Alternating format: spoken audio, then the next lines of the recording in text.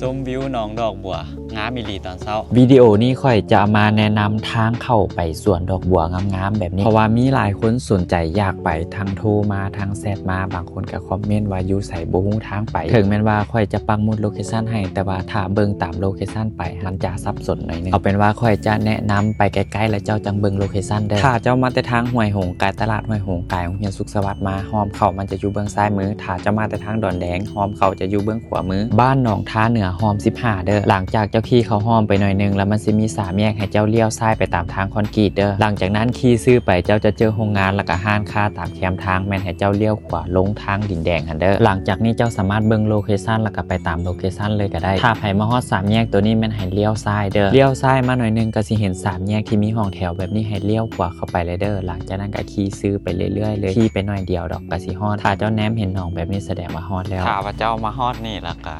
จอดรถปะไว้นี่ก็ได้ค่อยแนะนำให้เอารถจักรมาดีกว่าเพราะว่ารถใหญ่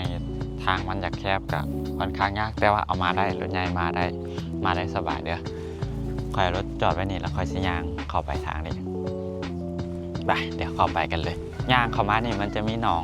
แบบนี้ถ้าผู้ใดมาค่อยแนะนำให้มาตอนเช้าเด้ออยู่บริเวณอ้อมรอบตัว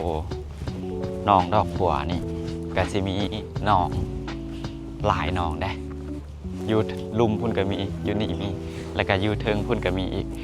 ตัวนี้จะเป็นหนองดอกบัวที่คอยสิพาพวกเจ้าลงไปเบิ่งได้ก่อนอื่นหมดเดี๋ยวคอยสิพาพวกเจ้าเบิ่งอยู่ทางแคมของหนองดอกบัวนี่มันจะเป็นป่าผักกูดโตป่าผักกูดนี่เป็นทางบอนทำมาหากินของประชาชนที่อยู่อ้อมแอมนี่คือกันเขาจะกลับมาเด็ดมาเก็บเอาผักกูดนี่ไปกินได้ผักกูดตัวนี้ป่าผักกูดนี่เจ้าสามารถย่างเข้ามาได้แบบนี้แต่ว่าให้ระมัดระวังเด้อไผ่ที่มีน้ำหนักหลายแม่นคอยบ่แนะนำให้ย่างเข้ามาจะเป็นแบบนี้ป่าผักกูดมาถ่ายรูปอยู่นี่ก็ให้ความสวยงามคือกับอยู่คนละบอนกับหนองบัวเลยบรรยากาศจะเป็นประมาณนี้ห้ามแดดยามเช้าวันนี้ค่อยมายามเช้าเด้อค่อยแนะนำให้มายามเช้าสำหรับไผ่ที่มาค่อยขอแนะนำหน่อยนึงเจ้าต้องสามารถพายเรือตัวนี้ได้เรือนี่ค่อนข้างทรายเวลาเจ้าหนิ่งติ่งหน่อยนึงมันก็เอ็นซ้ายเอ็นขวารถเจ้าต้องสมดุลห่างกายพอสมควรถ้าว่าม้าเป็นกลุ่มหันค่อยแนะนำสูงสุดแมนบุให้กาย4คนกะเปลี่ยนกันเทศนาทีทางพายถ้าว่ามีน้ำเข้ากับคนหนึ่งกระสาน้ำออกสำหรับผู้ใดพายเรือบ่เป็นกะบ่แมนบ่ต้องเป็นห่วงเลยเพราะว่ามีไกด์ที่พอเพิ่นฮับพายเรืออยู่นี่พาไปถ่ายรูปอยู่กลางหนองดอกบัวเลยก็มีแต่มาได้สบายเลยนี่พอเพิ่นเป็นคนฮับพาพายเรือไปเดี๋ยวค่อยพาพวกเจ้าเข้าไปเบิ่งบรรยากาศทางในตอนเช้าแบบนี้ดอกบัวกำลังบานไผมามันแนะนำให้มาตอนเช้าตอนสวยตอนแรกแม่นดอกบัวจะดอกบัวฮุบเนาะ